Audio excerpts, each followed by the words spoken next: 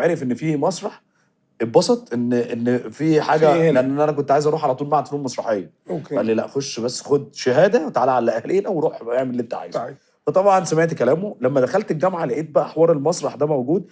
فعايز اقول لك ابو الله يرحمه كان بيتفرج عليا من اول ما كنت بقول كلمه في المسرحيه. اوكي.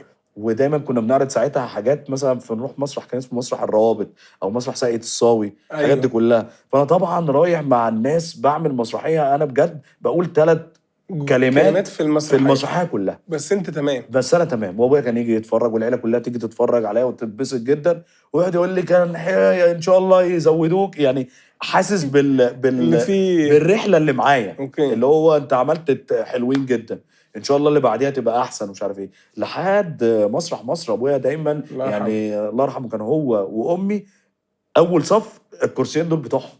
اوكي. ولما رحت بقى مسرح مصر بقت مسرحيات بجد وضحك وتسقيف وجمهور بقى مختلف. كان بيجوا انبساط بقى حاجه تانية. يعني عايز اقول لك ان انا ابويا الله يرحمه كان اخر ايامه ما كان تعبان جدا.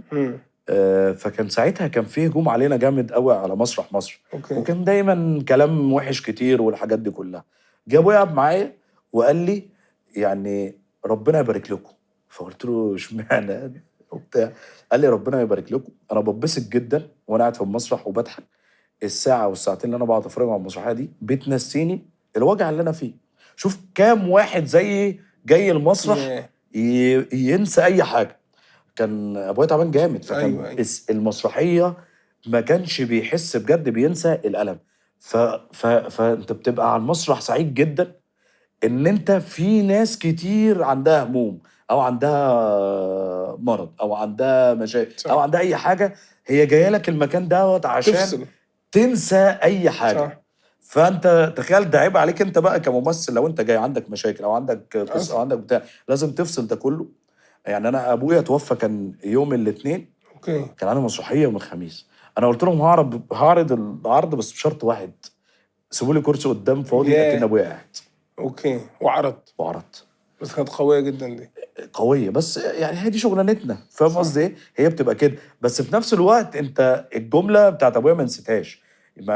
كام واحد قاعد متضايق، كام واحد قاعد تعبان، كام واحد عايز يتبسط على بقى مسرح او على مسلسل بيجيبه يتفرج عليه او على فيلم انت بتعمله. الحاجات دي كلها بنبقى احنا جوانا حسابات تانية خالص. صح. انا عايز ابسط الناس تتبسط بالعمل دوت. بحاول على قد ما اكيد هنغلط، اكيد في حاجات مش هتعجب الناس، تطلع مش يعني الناس ما اتفقتش على حاجه في الدنيا اصلا، فاهم قصدي؟ فبالتالي انا بعمل اللي عليا للاخر، سواء مسلسل سواء سينما سواء مسرح، انا بعمل اللي عليا. في ناس هتحب النوع ده، في ناس مش هتحب النوع ده، تمام. بس وانس الناس اللي جات لك المسرح دي دول احترموك، فانت لازم تحترمهم وهتعمل لو لهم. عندي ايه لو صح. عندي ايه انا شايل فوق دماغي. انت جاي لحد عندي ودافع تيكت وقاعد عايز تتبسط، هاجي اقول معلش اصل انا متضايق النهارده؟ ملوش دعوه.